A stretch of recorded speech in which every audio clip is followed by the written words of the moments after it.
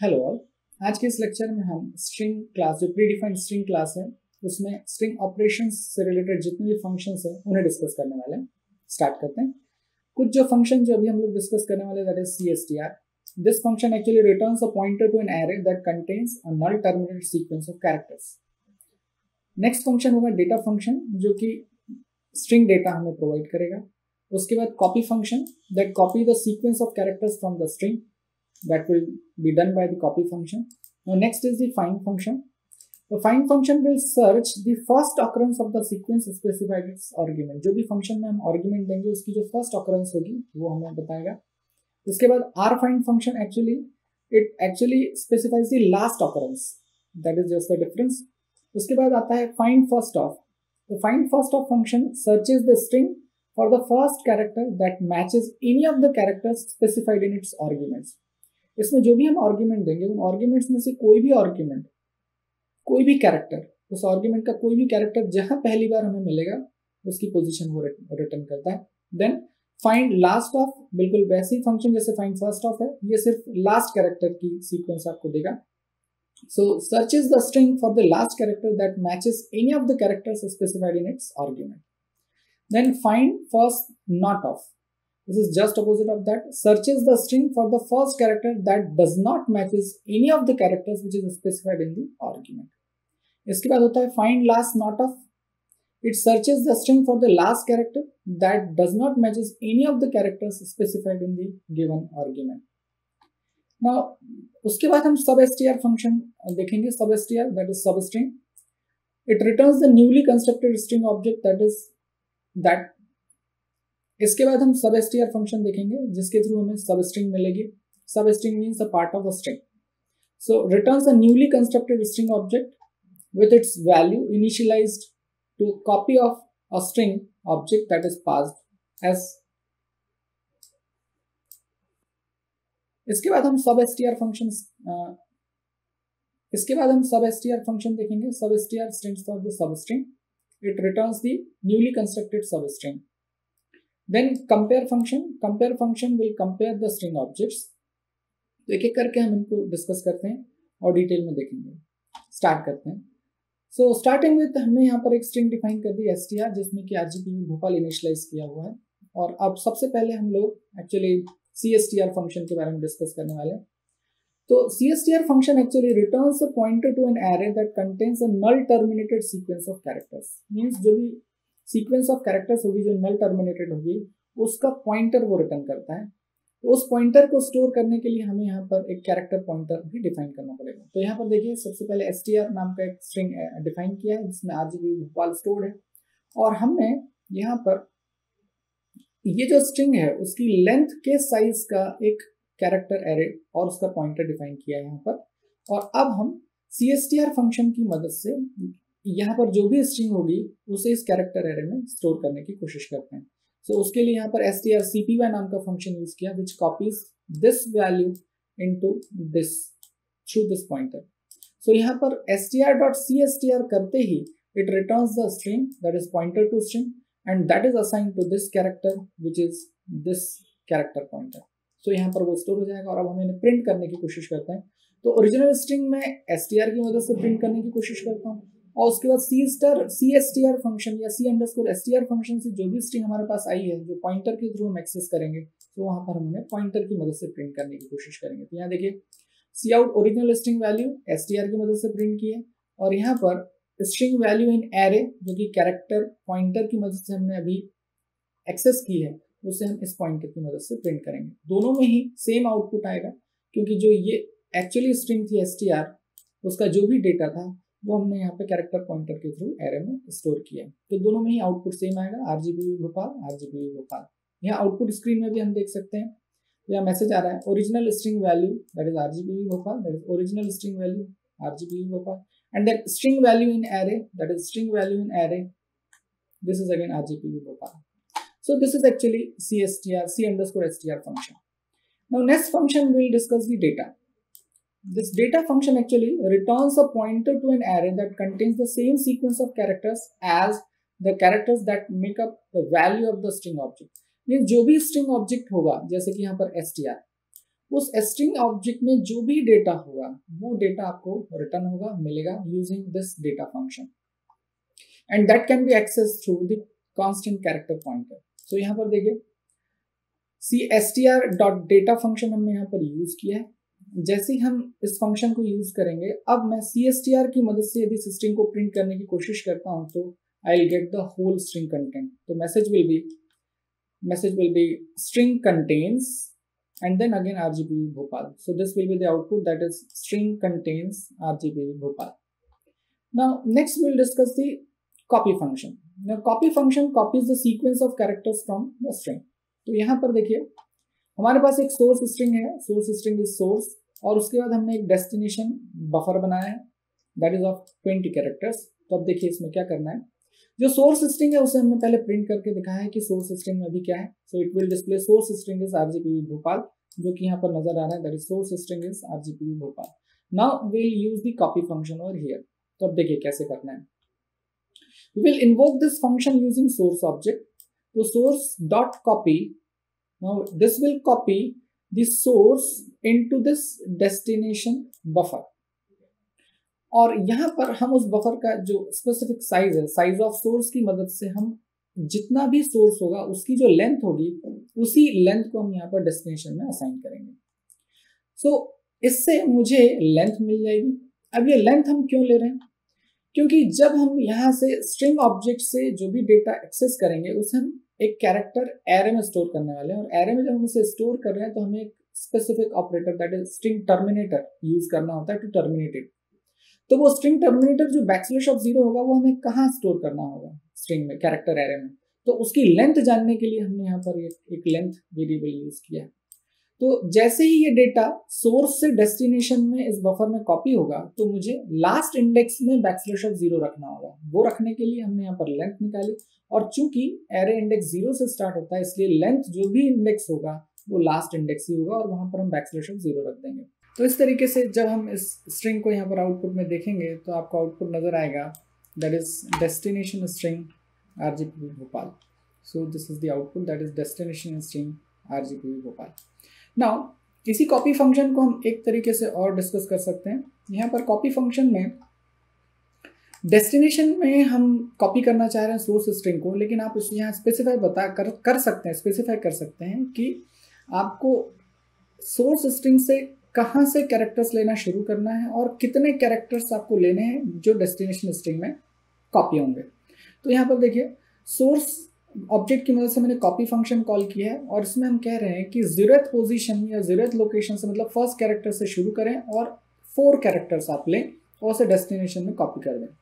तो इस तरीके से यहाँ पर देखिए जो सोर्स स्ट्रिंग है उसमें है RGPV भोपाल, उसमें स्टार्टिंग से यदि हम बात करेंगे तो 4 कैरेक्टर्स विल बी RGP, और इस तरीके से यहाँ पर डेस्टिनेशन में RGPV कॉपी हो जाएगा। और फिर से लास्ट कैरेक्टर एज अ \0 के लिए हमने फिर से लेंथ निकाली, और उसी डेस्टिनेशन के लेंथ इंडेक्स पर हम \0 रख देंगे, जिससे स्ट्रिंग टर्मिनेट हो जाएगी। और जब हम इसे प्रिंट करने की कोशिश करेंगे तो फिर से आउटपुट आएगा string contains RGPV, that is string contains RGPV। सो यहाँ 4 कैरेक्टर हमने डेस्टिनेशन में कॉपी कर लिए। आगे चलते हैं, आगे हम फाइंड फंक्शन को यूज करने वाले हैं। तो फाइंड फंक्शन एक्चुअली सर्च करता है जो भी स्ट्रिंग हम पास करते हैं उसके फर्स्ट ऑकरेंस को। तो यहाँ पर देखिए एक स्ट्रिंग लेते हैं, there are 2 red balls in the bag with balls. So यहाँ पर 2 बार बॉल्स का ऑकरेंस हुआ है, तो हम इसे सर्च करने की कोशिश करते हैं, फाइंड आउट करने की कोशिश करते हैं।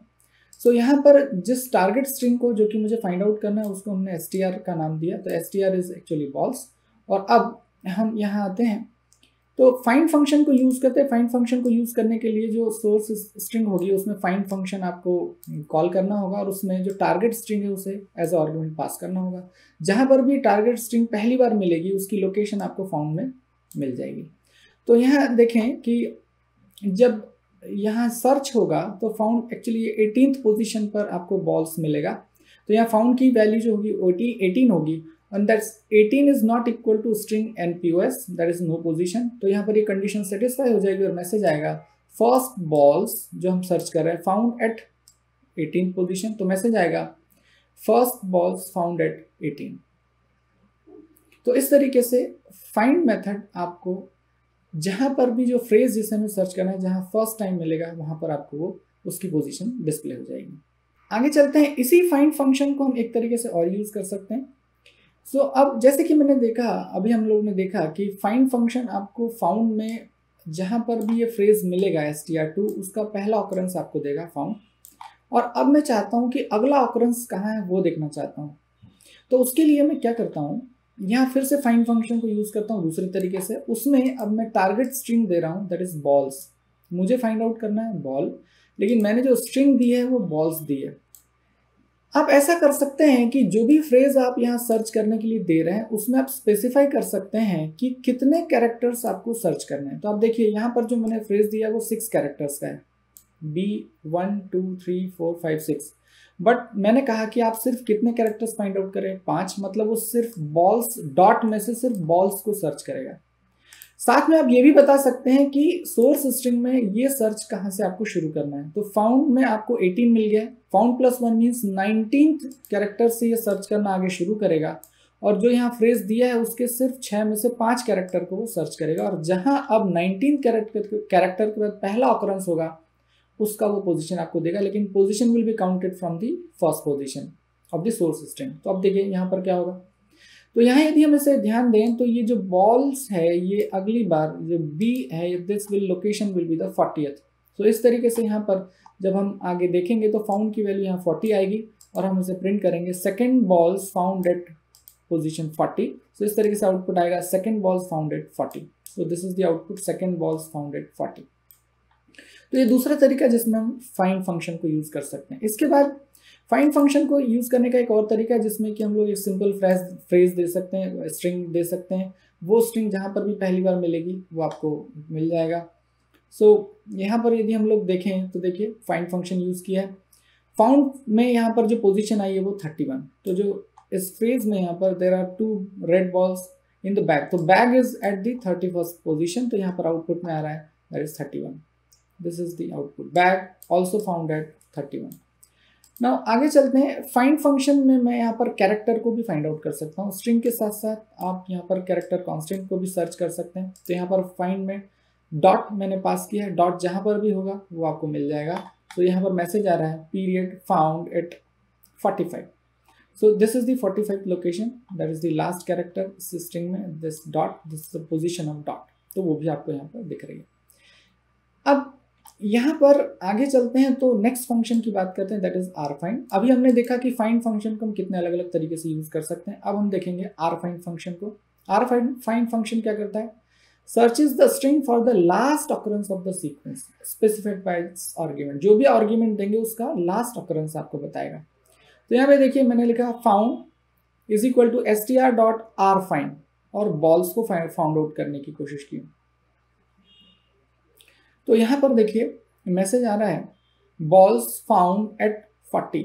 सो that is balls also found eight 40। सो इस तरीके से जो बॉल्स थी वो रिवर्स डायरेक्शन में फाइंड आउट की है। तो आपको यहाँ पर जो ये स्ट्रिंग है इसमें लास्ट ऑकरेंस जो भी होगा वो आपको दिखेगा और last occurrence of balls is at 40। सो पोजीशन जो है आपकी फाउंड उसमें 40 आ जाएगा और वो प्रिंट हो जाएगा। सो दैट इज द आउटपुट यहाँ पर दिख रहा है, that is balls founded also founded 40, balls also founded 40। Now आगे चलते हैं। इसके बाद जो अगला फंक्शन है that is find first of. ये एक बहुत स्पेशल फंक्शन है, फाइंड फर्स्ट ऑफ। इसमें हम जो भी इनपुट आर्ग्यूमेंट प्रोवाइड करेंगे उसमें जितने भी कैरेक्टर्स हैं उन कैरेक्टर्स में से किसी भी कैरेक्टर का जो फर्स्ट ऑकरेंस होगा वो ये आपको रिटर्न करेगा। बहुत इंपॉर्टेंट। सो यहाँ पर देखिए मैंने यहाँ एक स्ट्रिंग ली है, please replace the vowels in this sentence by asterisk. एक स्टेटमेंट लिखा हुआ है। अब हम इसमें फर्स्ट फाइंड ऑफ फंक्शन की मदद से जितने भी वॉवेल्स होंगे उनको रिप्लेस करेंगे स्टार से। और ये कैसे किया जा सकता है, बहुत इंटरेस्टिंग कोड है ये। सो यहाँ पे देखिए यहाँ पर str.find first of में जितने भी कैरेक्टर्स का अकरेंस मुझे फाइंड आउट करना है वो सारे मैंने एंटर कर दिए। अब ये सिर्फ ए का अकरेंस फाइंड आउट नहीं करेगा, जहां पर भी AEIOU में से कोई भी कैरेक्टर या तो ए या ई या आई या OU कोई भी कैरेक्टर जहां पहली बार मिलेगा उसका अकरेंस आपको देगा। तो अब देखिए यहाँ पर प्लीज में जैसे हम आगे आएंगे तो ए से स्टार्ट किया है लेकिन हमें सबसे पहले क्या मिला, ई। सो AEIOU में से ई का उसने अकरेंस सबसे पहले सर्च वो करेगा। तो अब देखें इसको कैसे हम यूज़ कर सकते हैं, यहाँ हमें लूप लगाना पड़ेगा क्योंकि ऐसे तो कई ऑकरेंसेज है। यहाँ पर देखिए ई भी है, ए है, फिर उसके बाद फिर ई है, और हर वॉवेल के ऑकरेंस को हमें स्टार से रिप्लेस करना है।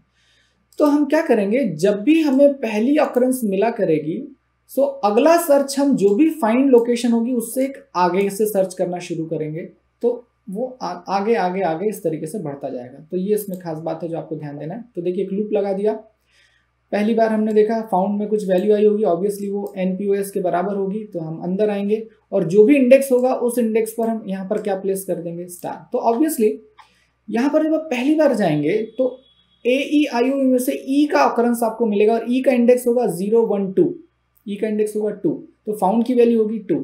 तो यहाँ जब आप आएंगे STR और फाउंड पे क्या स्टोर हो जाएगा, एस्ट्रिक। तो यहाँ से ई गायब हो जाएगा, रिप्लेस हो जाएगा और उसकी जगह पे क्या जाएगा, स्टार। पर ये प्रोसेस आपको आगे भी करनी है, तो फिर से हम यहाँ पर find first of function use करेंगे, उसमें फिर से हम AEIOU फ्रेज देंगे, लेकिन जो सर्च की लोकेशन होगी वो फाउंड +1 से स्टार्ट होगी। मतलब ये सेकेंड इंडेक्स जो था उससे आगे जाते ही ए पर ही नेक्स्ट कैरेक्टर पे ही हमें फिर से AEIOU में से ए मिल जाएगा, तो फिर से फाउंड की पोजीशन क्या आ जाएगी, 3। तो यहाँ पर थर्ड इंडेक्स पे भी क्या आ जाएगा, स्टार, और फिर अगली स्ट्रिंग हम फोर्थ इंडेक्स से सर्च करेंगे। इस तरीके से ये लूप चलता जाएगा और जितने भी ऑकरेंसेस AEIOU के होंगे वो सब स्टार से रिप्लेस हो जाएंगे। और उसके बाद जब हम मैसेज प्रिंट करेंगे तो string vowel replace by star is, तो अब देखिए यहाँ पर मैसेज आ रहा है, पहले string vowels replace by star is, तो PL के बाद EA दोनों ही स्टार से रिप्लेस हो गए, फिर S नहीं हुआ, फिर E हुआ। इस तरीके से पूरी स्ट्रिंग में जितने भी ऑकरेंसेस थे वो सब स्टार से रिप्लेस हो गए। So this is the most interesting function, that is find first of। आगे चलते हैं, find last of। यहाँ ये फर्स्ट ऑकरेंस देता है, ये लास्ट ऑकरेंस देगा। जो भी फ्रेज हम जो भी इनपुट स्ट्रिंग देंगे उसमें जितने भी कैरेक्टर्स होंगे उसमें से कोई भी कैरेक्टर जहाँ लास्ट से पहली बार मिलेगा वो आपको इंडेक्स लौटा देगा। तो यहाँ देखिए इसका उपयोग हम किसी दूसरे काम के लिए करके देखते हैं। मान लेते मेरे पास पाथ्स है, उन पाथ्स में मैं सेग्रेट करना चाहता हूँ फाइल का पाथ और फाइल का नाम, तो उसके लिए हम इस फंक्शन का यूज कर सकते हैं। तो देखिए एक स्ट्रिंग यहाँ पर मैंने बनाई है str पाथ, उसमें एक पाथ रखा है, इसको मैं 2 बार यूज करके बताऊंगा आपको। सो ये पूरा पाथ हमने रख दिया। अब हम इसको स्प्लिट करेंगे तो मैसेज आएगा स्प्लिटिंग str पाथ, मतलब ये जो मैसेज है ये मैसेज आएगा, that is output will be splitting user bin man. तो ये आपका स्प्लिटिंग ये मैसेज आ गया। आगे चलते हैं, तो अब हम यहाँ पर देखिए आपको क्या क्या फाइंड आउट करना है। तो इसमें जो पाथ होते हैं उसमें / आपको एक्चुअली फाइंड आउट करना है, ठीक है। अब ये कैसे होगा, तो उसके लिए यहाँ पर हमने एक स्पेशल कैरेक्टर यूज किया है। तो अब देखिए यहाँ पर क्या होगा, str path dot find last of function हम कॉल करेंगे और इसमें हम किसको फाइंड आउट करेंगे, ये स्लैश को फाइंड आउट करेंगे। तो उसके लिए देखिए लास्ट से ये सर्च करेगा तो इस कैरेक्टर पे रुकेगा और यहाँ पर हम पाथ में उसको स्टोर करेंगे। तो अब देखिए जो भी मिलेगा उसको सबstr फंक्शन से हम कट करेंगे। तो str path डॉट सबstr फंक्शन करेंगे, उसमें 0, फाउंड से जो भी कैरेक्टर्स होंगे उसको हम कहाँ स्टोर कर देंगे, पाथ में। तो आपको उसमें से क्या मिल जाएगा, user/bin मिल जाएगा। और जो बचा हुआ पाथ है फाउंड के बाद का, उसमें हमको क्या मिल जाएगा, तो फाइल का नाम, सो दैट इज मैन। तो वो यहाँ पर आपको डिस्प्ले हो जाएगा। और जब आप इसको प्रिंट करेंगे तो आपको यहाँ पर पाथ प्रिंट होगा, दैट इज user/bin, और उसके बाद यहाँ पर man, that is the name of file. इसी तरीके से यहाँ पर हम c:/windows//winhelp इस तरीके से जो फाइल का पाथ है उसको फिर से बिल्कुल सेम तरीके से हमने यहाँ पर यूज़ करने की कोशिश की है। आप देखेंगे कि आपको यहाँ पाथ अलग मिल जाएगा और यहाँ पर फाइल का नाम अलग मिलेगा, और उसको जब आप प्रिंट करके देखेंगे तो यहाँ पर कुछ इस तरीके से आपको आउटपुट मिलेगा। So this is actually the function find last of. इसके बाद आगे चलते हैं find first not of. So that is actually negation of that find first of. So यहाँ पर देखें look for non alphabetic characters ... तो नॉन अल्फाबेटिक कैरेक्टर्स यहाँ पे कौन से हैं, एक है डैश और तीसरे यहाँ पर है 3 डॉट्स। तो इनको फाइंड आउट करने के लिए हम नॉट फंक्शन यूज करेंगे। तो अब देखिए कैसे यूज किया, str.findFirstNotOf में हमने यहाँ पर सारे कैरेक्टर्स जो A से लेके Z तक हो सकते हैं, साथ में स्पेस भी, इन सबको एज अ इनपुट पास कर दिया। इनके अलावा जो भी कैरेक्टर होगा, जो पहला ऑकरेंस होगा वो आपको रिटर्न हो जाएगा। तो अब देखिए लुक L इसमें है, ओ इसमें है, ओ भी इसमें है, के भी इसमें है, स्पेस भी इसमें है, देखिए स्पेस, ये स्पेस, तो ये भी यहाँ एफ भी है, ओ भी है, आर भी है, स्पेस भी है, एन एन। जैसे ही यहाँ आप आएंगे ये कैरेक्टर मिला जो इस स्ट्रिंग में नहीं है, सो दैट इज नॉट ऑफ, और यहाँ पर आके आपको वो पोजीशन मिल जाएगी फाउंड, और इस तरीके से जब आप उसको प्रिंट करेंगे तो यहाँ मैसेज आएगा दैट इज। अब इसमें the first non alphabetic character is str of found, तो उस इंडेक्स पे जो भी कैरेक्टर होगा वो यहाँ पर मिल जाएगा। तो the first non alphabetic character is dash at position 12, क्योंकि पोजीशन भी हम यहाँ पर प्रिंट करा रहे हैं, दैट इज एट पोजीशन। सो इस तरीके से हम इस फंक्शन का यूज कर सकते हैं। इसके बाद just opposite of that is last, अभी जो हमने देखा वो था फर्स्ट, अब ये है last, so just reverse of that. तो यहाँ पर भी देखिए please erase trailing white spaces. White spaces means जो आपको यहाँ पर जैसे /n दिया हुआ है, इसको मुझे हटाना है ना, तो इसको आप कैसे हटा सकते हैं? तो उसके लिए देखिए क्या किया गया है, व्हाइट स्पेसेस जितने हो सकते हैं, जैसे /t आपको ग्रुप ऑफ स्पेसेस देता है, /n न्यू लाइन दे देता है, तो जितने भी ये कैरेक्टर्स हैं इनको मैंने यहाँ पर स्पेसिफाई कर दिया, और फिर यहाँ पर फिर से find last not of function में इन सारे व्हाइट स्पेसेस को भेज दिया। तो जो भी यहाँ का जो ऑकरेंस होगा ये कंडीशन सेटिस्फाई हो जाएगी। जैसे ही मिलता है तो हम उसे क्या कर देंगे, क्लियर, क्योंकि यहाँ नॉट यूज किया है। तो जैसे ही ये स्पेसेस मिलेंगे तो हम उसे क्या कर देंगे, क्लियर। क्लियर करने से क्या होगा, ये व्हाइट स्पेसेस क्या होंगे, क्लियर होते जाएंगे। और यदि नहीं मिलता स्पेस तो हम आगे की तरफ उसको सर्च करना शुरू करेंगे। तो इस तरीके से आपकी पूरी स्ट्रिंग जिसमें से व्हाइट स्पेसेस होंगे या स्पेसेस होंगे वो पूरी तरीके से हट जाएंगे, और फाइनली हम उसे प्रिंट करा के देख सकते हैं। तो str को प्रिंट कराया, स्पेसेस हट गए, ये शो करने के लिए एक्स्ट्रा ब्रैकेट्स लगाए गए और कुछ नहीं।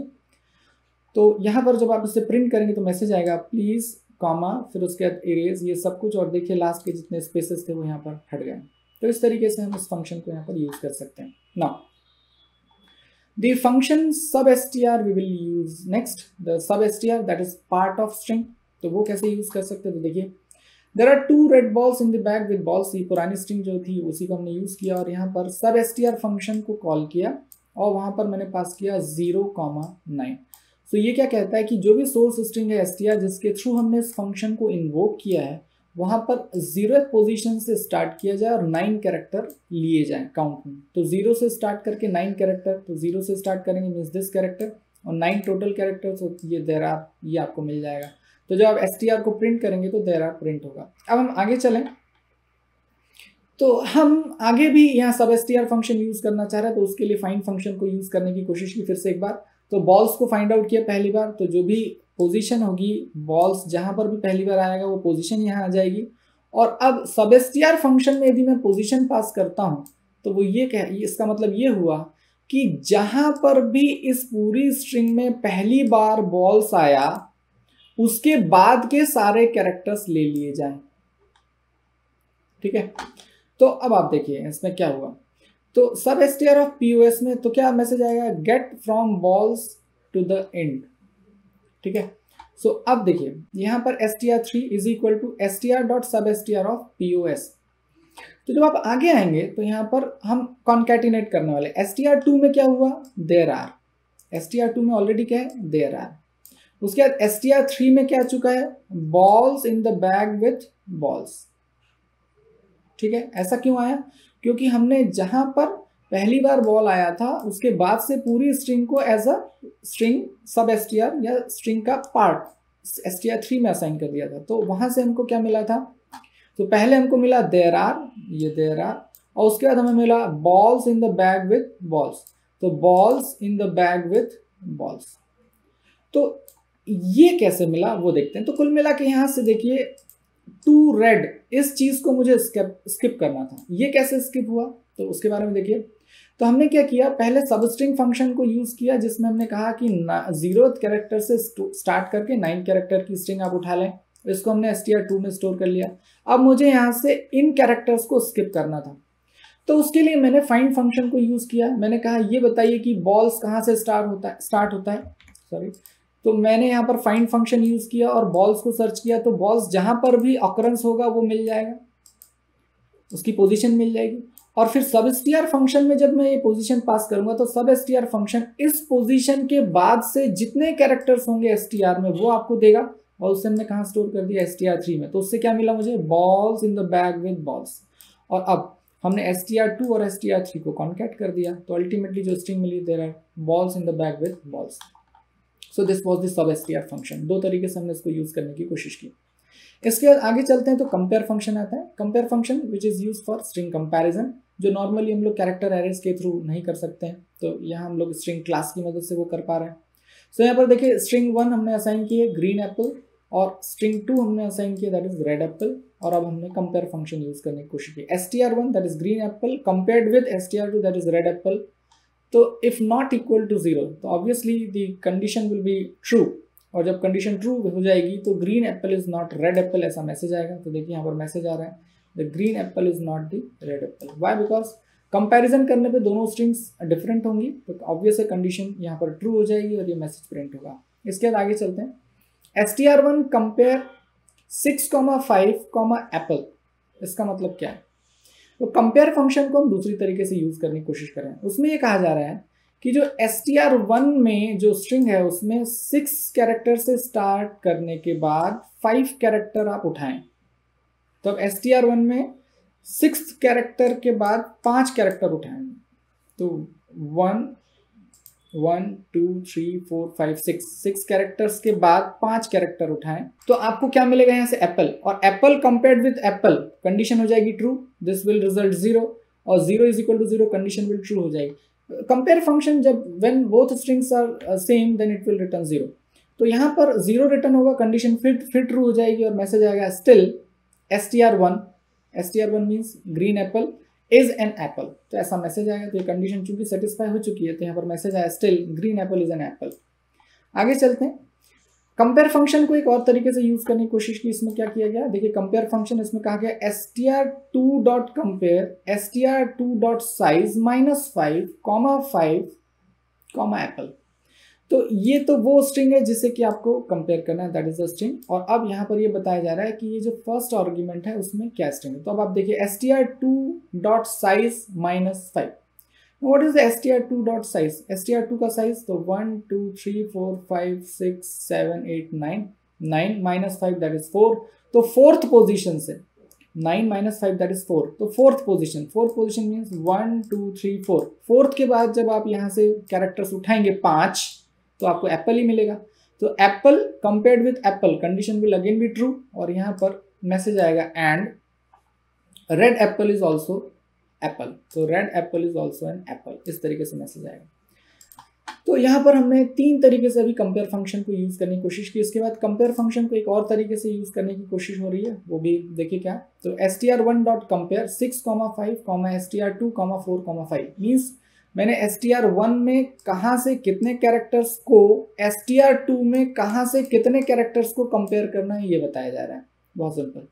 तो यहाँ पर देखिए str1 में 6 कैरेक्टर्स के बाद 5 कैरेक्टर को कंपेयर करना है, तो str1 में 6 कैरेक्टर से 5 कैरेक्टर फिर से एप्पल होंगे, फिर उसके बाद str2 में 4th कैरेक्टर से 5 कैरेक्टर फिर से एप्पल होंगे। So again apple is equal to apple, तो कंडीशन ट्रू हो जाएगी और मैसेज आएगा देयरफॉर बोथ आर एप्पल्स। तो यहाँ पर मैसेज आ रहा है देयरफॉर बोथ आर एप्पल्स। तो इस तरीके से कंपेयर फंक्शन को हम अलग अलग तरीके से यूज कर सकते हैं। सो इस पूरे आज की क्लास में हमने स्ट्रिंग ऑपरेशन से रिलेटेड जितने भी फंक्शन हो सकते हैं उन सारे फंक्शंस को देखा। बहुत ही इंटरेस्टिंग फंक्शन है। यदि हम इन सारे ऑपरेशंस को नॉर्मल कैरेक्टर एरेज के थ्रू करते तो ये सारी फंक्शनैलिटीज आपको इतनी आसानी से नहीं मिल पाती, और यही कारण है कि स्ट्रिंग क्लासेस को इंट्रोड्यूस किया गया ताकि हम इन सारी फंक्शनैलिटीज को बड़े इफेक्टिवली और आसानी से यूज कर पाएँ। Thank you.